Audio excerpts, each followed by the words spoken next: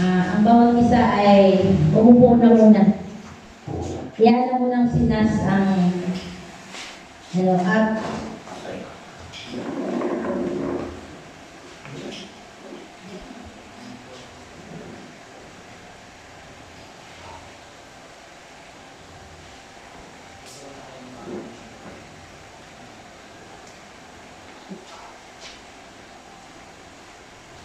hallelujah.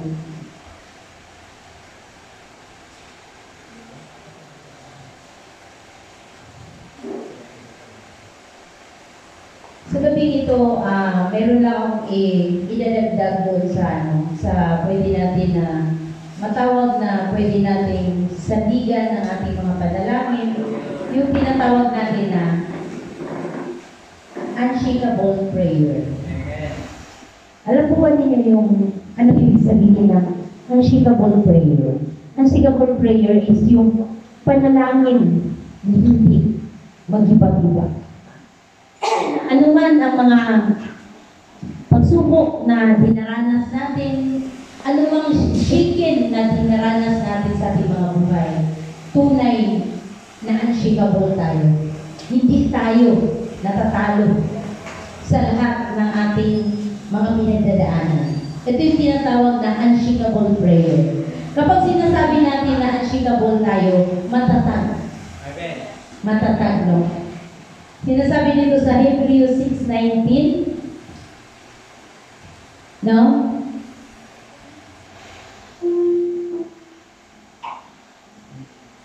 Sinasabi niya, ang pag-asa nito ang siyang matibay at matatag na angkla ng ating buhay. At ito'y maabot hanggang sa kabila ng tabing ng templo hanggang sa dagong kabanal-banalan. Hallelujah. Alam mo yung unshakable na prayer, itong mga panalangin na walang patid sa atin, ito ay nakakaabot doon sa kabilang templo ng Panginoon. Mula sa atin hanggang sa kabilang templo ng ating Panginoon Jesucristo. So sabi nga kailangan nating, sabi niya dito sa mga kapatid, ako'y nakikiusap sa inyo sa pangalan ng ating Panginoong Jesucristo, magkaisa kayo at huwag magkabahabahagi, maging sa pagkaunawa at maging sa pagkaunawa at maging sa pagpasya. Ano po ibig sabihin? Tayo po mga naglilingkod sa ating Panginoon, nakikiusap dito, huwag tayong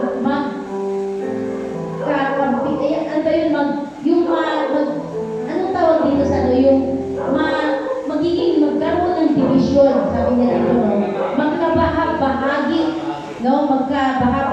magkaroon ng division ang ating mga puso, or ang ating mga paglilingkod, or ang ating pakikitungo sa ating mga kasama. Alam po ba ninyo na nakaka-burden sa ating simbahan na naglilingkod tayo dahil sa isang dahilan? Naglilingkod tayo dahil meron tayong ninanais.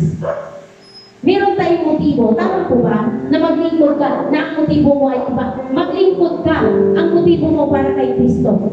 Hindi, sabi niya dito, hindi para sa pansarili mo lamang. Di ba sabi niya dito? Hindi para sa pansarili lamang. Dahil naglingkod ka, binigay mo ang buhay mo sa Panginoon. At ano ang dapat ginagawa ng isang naglilingkod? Matutong manalangin. Unshakable prayer dapat ang isang katulad mo naglilingkod kay Kristo. Amen? Ano nyo, sa totoo lang, ang paglilingkod sa Panginoon, hindi biro. This is a commitment. Hindi porket natisod ka, nadulas ka, nawala ka na. But this is the desire of the heart's servant. Ang heart of servant, anuman ang mangyari, wala pong bigayan, wala pong tataong, wala pong dapat susuko. Kaya, kung susuko ka ngayon na, talo ka. Dahil wala walang tao ng lingkod sa Panginoon na natalo. Lalaban at lalaban ang naglilingkod sa Panginoon. Amen? Pero,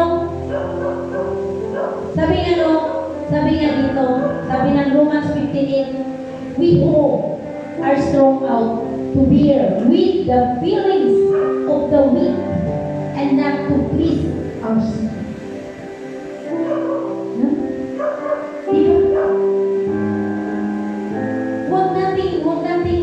Huwag natin yung sarili natin ang ating iniisip, no? Sabi dito. Huwag yung sarili natin. Sarili natin damdamin. Alam mo, sa totoo lang, masakit ang pinagdadaanan. Pero mas masakit kapag na-disalign ka sa prinsipyo ng Panginoon sa paglilingkod. Amen? Ito ang lagi nating tandaan. Ang isang leader na katulad natin, dapat matatag na maglingkod. Lawakan ang iyong pag-unawa at iwasan ang pagiging matampuhin.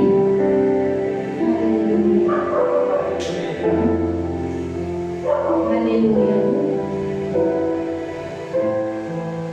Nabigo sa pag-ibig, nagtampo kay Lord.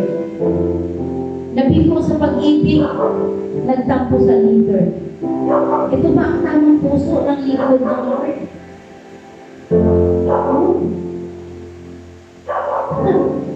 Huwag nating biruin ang paglilingkod natin sa Panginoon.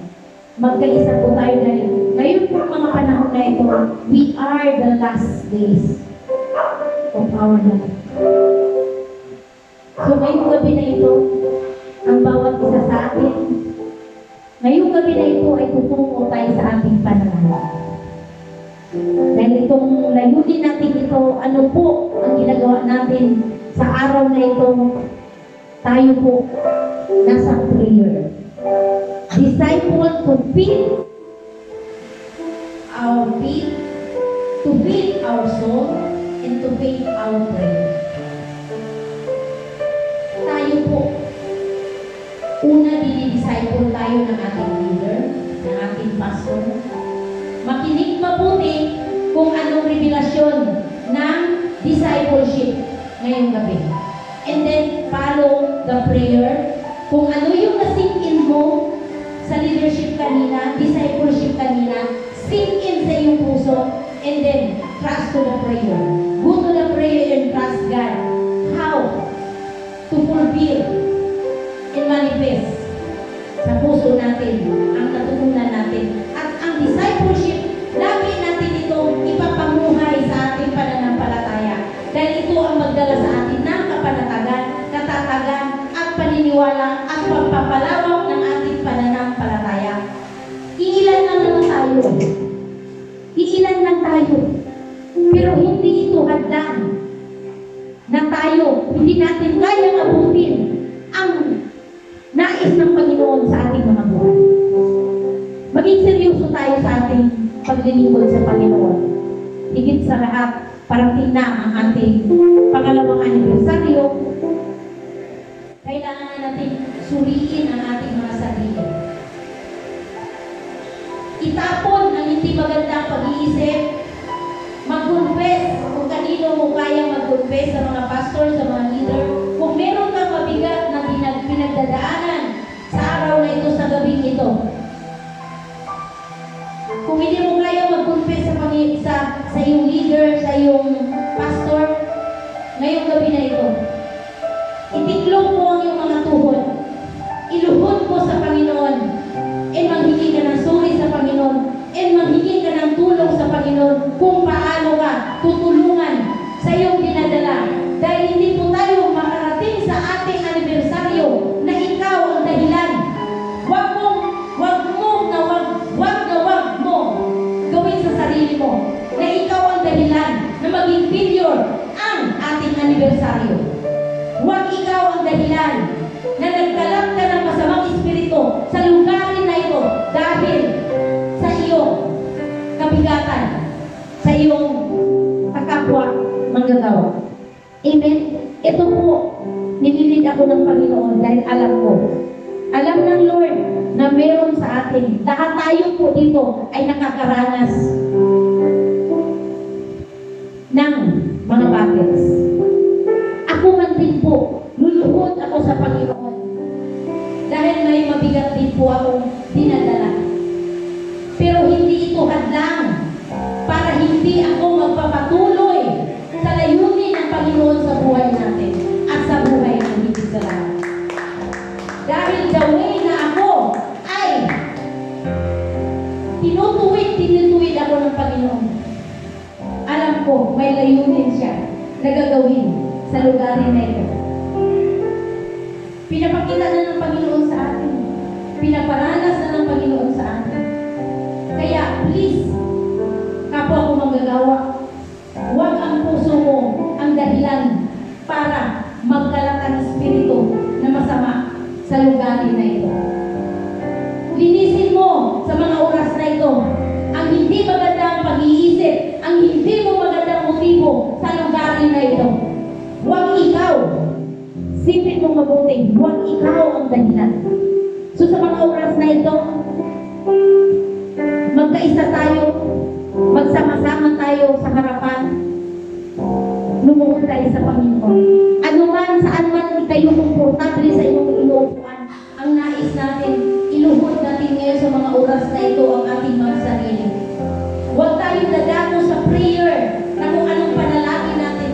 Una natin ipanalangin ang ating mga sarili. Dahil sa mga oras na ito, alam ko, tayong lahat ay mayroong kabigatan. Mayroong pinagdadaanan ng ating mga puso. Mayroong tayong pinagdadaanan sa hindi natin inaasahan na pangyayari sa ating mga buhay. Yung mga kaisipan natin ngayon, iligaw natin ito lang sa Panginoon. Amen po ba mga kapatid? Sa mga oras na ito, be still. Kailangan natin maglingkod sa Panginoon. Kailangan natin manatili sa Panginoon.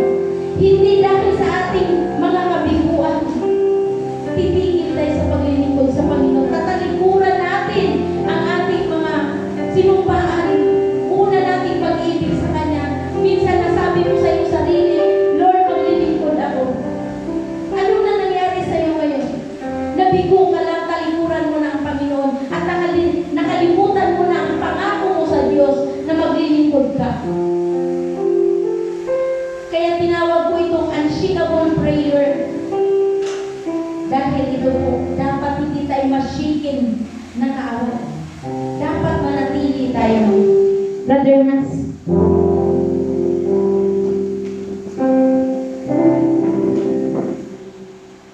wala kayo. Ang nais ko po sa inyo okay lang na sinas lang ang tutulog at ang the rest na nandiyan.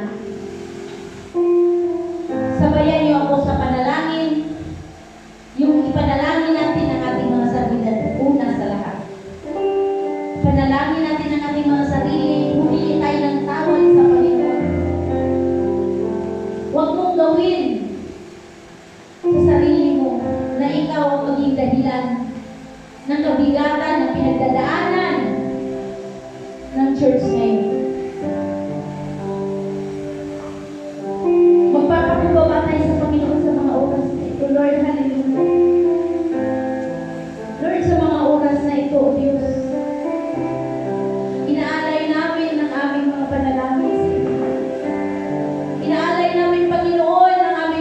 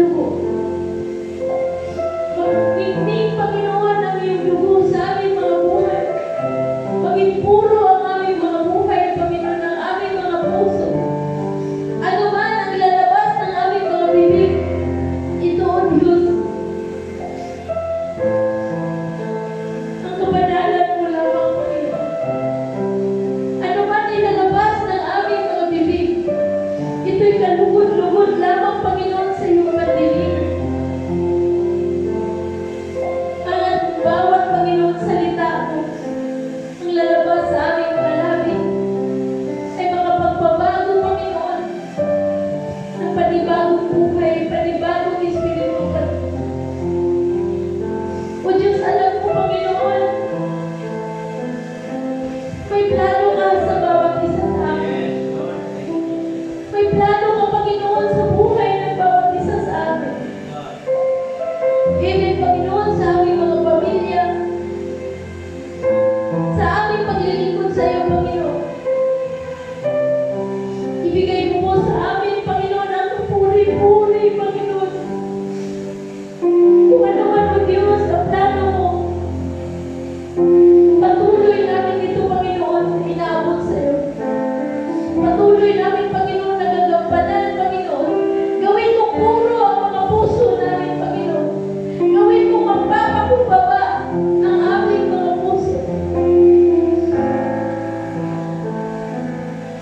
Gamitin mo ang bawat buhay, O Diyos.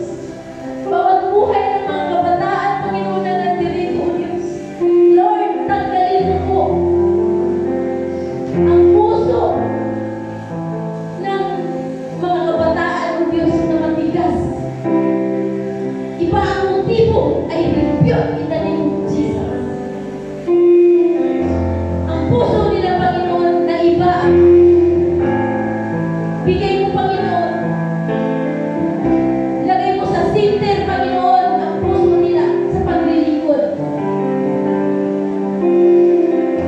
Alam mo, Diyos, hindi aksidente ang paglagay mo sa mga kabataan ito sa iglesia na ito, Panginoon. Sila ay magiging katuwang namin, Panginoon. Magiging katuwang